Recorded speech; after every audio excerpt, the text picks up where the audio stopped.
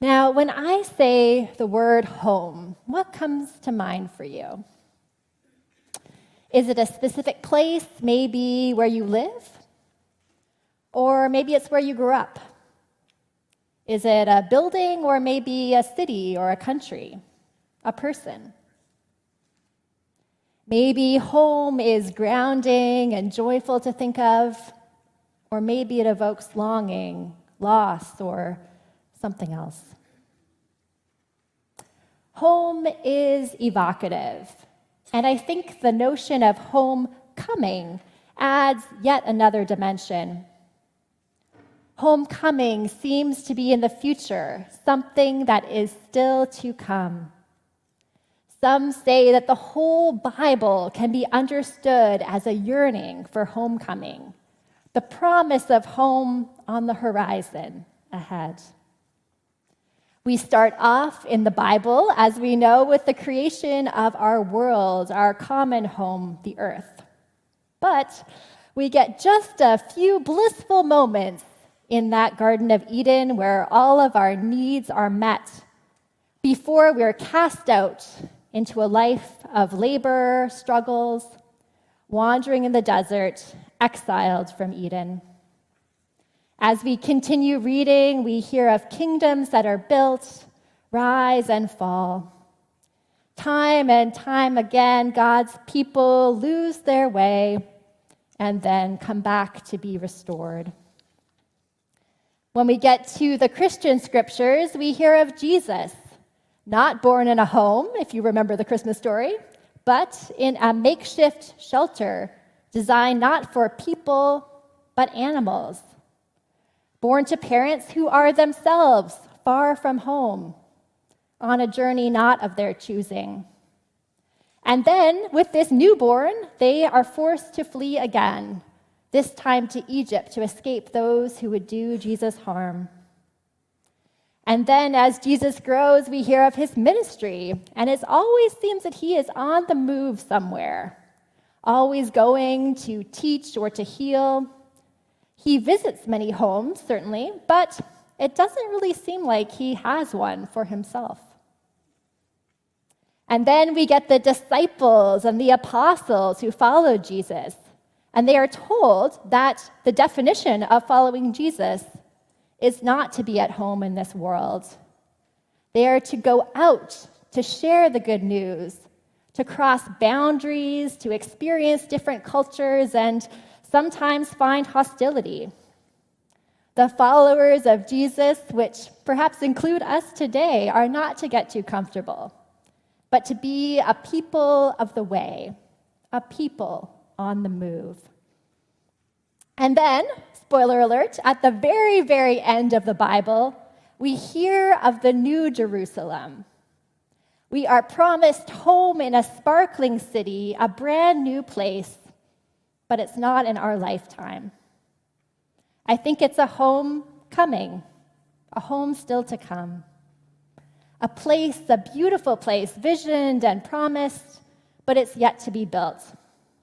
We aren't going back home to Eden, but there is a home, a good home, waiting for us, maybe even faintly visible on a clear day, far on the horizon ahead.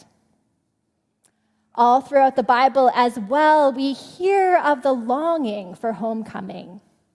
We remember, for example, the Israelites who are freed and liberated from slavery, where they were so sorely oppressed in Egypt, but yet in the 40 years after, when they're wandering in the wilderness, that life is so rough that they even long to go back to bondage in Egypt just to have some measure of stability, a home base. It's relatable, perhaps. Even though very few of us come from perfect homes, and some of us have experienced homes that are truly unsafe and unloving, sometimes we forget. Maybe we romanticize things.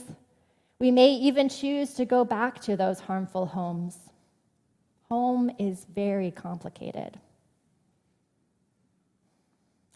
Some of you may know, I've shared about this with some of you, that this summer my family went on a bit of a homecoming trip.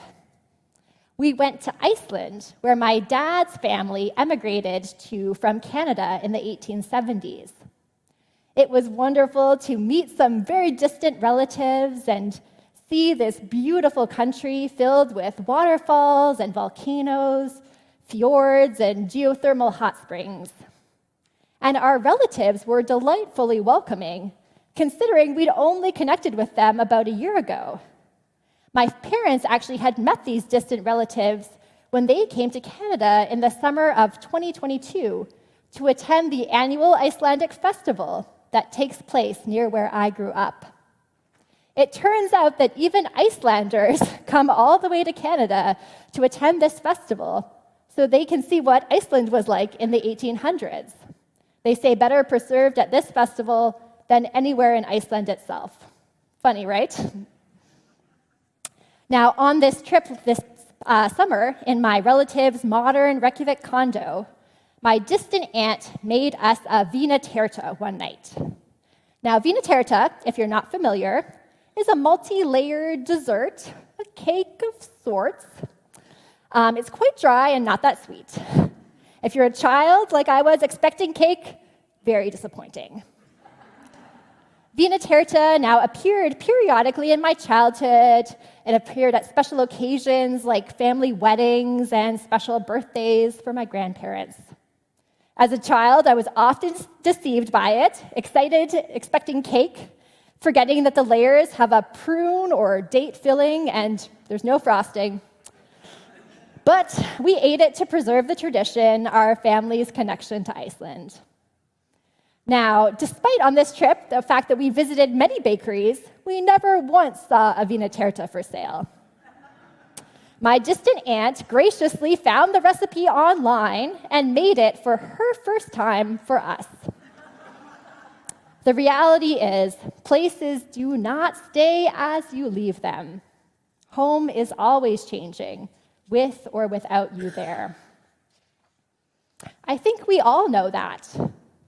Who hasn't gone back to visit a place where you used to live or work or go to school and been a bit thrown off by all the change that has taken place?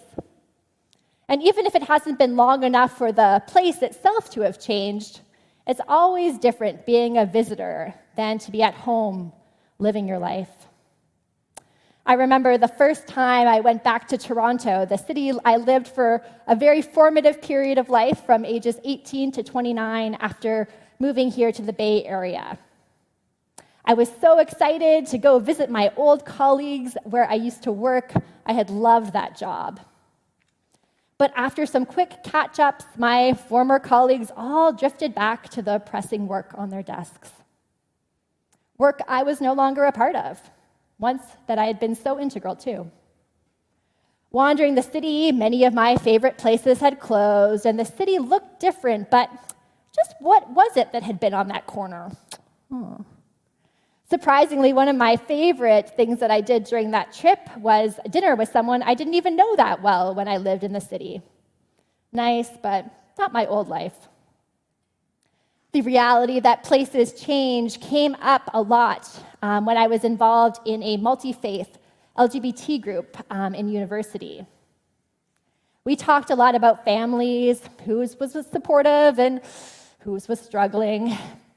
A lot of times we'd hear things that people's parents would say, like, there are no gay people in Korea, no trans people in Bulgaria. In the Philippines, all women wear skirts. Often, these students' parents had immigrated many decades ago, but they had this frozen-in-time picture of their homeland. The students, sometimes, they would share that when they went to visit these home countries, they found a very different experience, finding some gay bars and even pants to have proliferated in the decades since their parents left, and at least some cousins and others to have accepting views. It seemed their parents and grandparents simply could not or would not see the change, invested in the image of a stagnant or perhaps stable home. Now, I'm sure this was in part due to the trauma of their immigration experience, and I have compassion for why folks might lean on such an unchanging image of home. even as those images may hurt and marginalize as much as they provide centering. Many people have found the Bible passage we read today to be deeply comforting, myself included, especially given the perils of migration and the broader challenges and changes of life. It promises us a home, and it assures us that even if we struggle in this life, even if our homes or our homelands are destroyed, or even if we do not have a home to begin with, there is a home waiting for us with God. And this passage also argues that two things can be simultaneously true. On a material level, we may be exiled, injured, or even destroyed, but at the same time, on a spiritual level, things may be very much all right. Even if the things we see fail us, there is a reality beyond, ahead on the horizon, that is eternal. Scholars who write about this passage remind us that it's about reconciliation, as Pastor Alvaro lifted up. This was an important theme in the Jewish tradition and important for Paul, who this book is attributed to. Now, I at least generally think of reconciliation as an interpersonal thing, but for the early church, reconciliation was much broader. It meant all things being made right. All harms rectified, all losses canceled out, a complete coming home to God, so to speak. One of the challenges now of this passage is that it can seem to support this idea of body-mind dualism.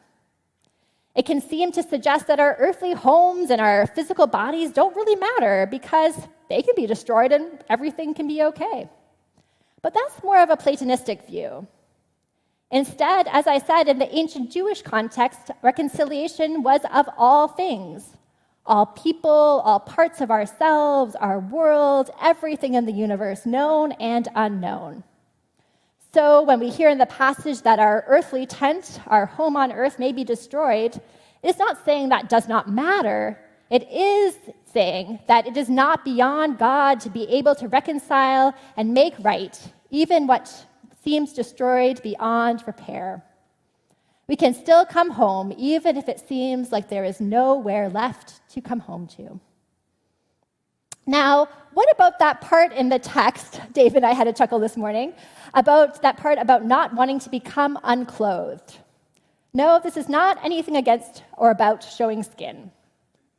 Becoming unclothed is simply a metaphor for dying. As our human skin wrinkles and sags, and yes, will eventually come off our bones, we are losing part of our outward identity. When Paul says we wish not to become unclothed, but to become further clothed, he's using a metaphor to say, wouldn't it be great to be united with God, to come home to the Creator without suffering or dying? Wouldn't it be great if we did not have to go through the trials of life, of aging and loss and death? If we could just go straight home, or maybe never even have to leave to begin with. But that's not how things work. But Paul says, even if we lose our earthly bodily skin clothing, we will not be found naked, because we are promised that is not all that is there. Even if we may lose our abilities, lose our sight, we can still walk by faith. Wherever we are on our earthly journey, beginning, middle, or end, we can be comforted by the bigger picture. We can love God and serve neighbor wherever it is we may be. I think this passage is also helpful when we think of our call to work for justice. It's a reminder, even when all things may seem lost, they are not. Even when things are at their worst, there is a reality beyond that. Even if our work seems like a failure, even if we seem like failures, God judges by different standards. If we do not feel at home in this world, we do have a home with God. Whether we are strong or weak, confident or afraid, at home or away, we can serve, we can have faith, we can love. Now, I'm not sure how exactly this homecoming Sunday feels for you. To me, it's a little strange.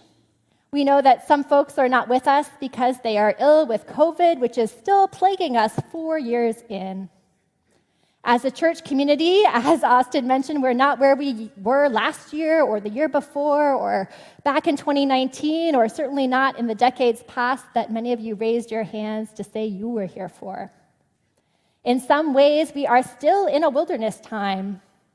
There is so much good on the horizon, like next month when we welcome Reverend Jessica as our new senior minister. We're not quite there just yet. There's still questions.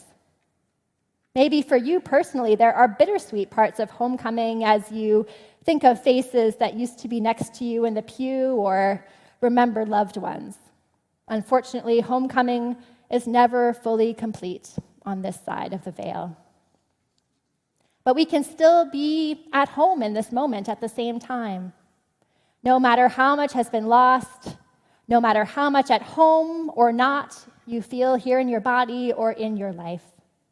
No matter if this church is so deeply home to you or it's your first time here. One of the gifts, I think, of spiritual practice is making home wherever we are, despite all of the change. Loving people like family, even if they're strangers. Taking good care, even if you'll never be back again. Loving deeply, even if you know it won't last. I think homecoming, like so many holidays, is most challenging when we expect everything to be just the same. When we expect the same people, the same traditions, our bodies to stay exactly the same. That's not the sort of home we get here on earth. We don't get to go back. But we are promised a reconciliation of what matters most that remains with us and for us just ahead on the horizon to come. We don't want to miss out on what is, blinded by or distracted by memories or imagination of what could be. When I think back to that visit to Toronto, it was disorienting. It was also fun to have a chance to visit museums that I never seemed to have time for when I lived there, and to have dinner with that acquaintance who unexpectedly responded to my post saying I'd be in town. Just passing through is never the same as living somewhere, but it can be good in its own way. In this life, we never get to go back in time, but we can try not to let that make us miss out on the gifts of the present. Maybe in God's time there is rewind, but here on earth's time, play and maybe even fast forward seem to be the only settings we get. It's a spiritual discipline and a daily challenge to try to stay just on play, not to move too quickly ahead. In the meantime, in this life, before the reconciliation of all things, the best we get are glimpses of that ultimate homecoming. We have the paradox of being both at home and not at home, both here and away. At God's table, we are both guest and host, served and serving. If we come hungry, we will be fed. If we come fed, we must hunger for all to have the same. If we come walking by faith, we will be granted insight and foresight. If we are falling apart, we are promised reconciliation and repair. As we say in this space each and every week, whoever you are and wherever you are on life's journey, you are welcome here. Church is a home for us here on earth, but yes, its primary purpose is to point us toward our ultimate home, a home that is still awaiting us ahead on the horizon. All are welcome in this church home. There's no price of entry, no down payment required, no rent coming due on the first of the month. But your best friend and your worst enemy are equally welcome. In this home, strangers become friends and hosts one day are visiting guests the next. We are a pilgrim people, a people of journey, looking for a home but not there yet. We are gifted with the firm and unwavering promise that home is still to come. We are never forgotten. We are not cast out forever. Reconciliation, home, it is coming. The journey is long, but we don't have to walk it alone. Although we are prone to wander, let's seal our hearts and steady our eyes on the horizon of what matters most. We'll make it, I do believe, if we go together and go with God. Amen.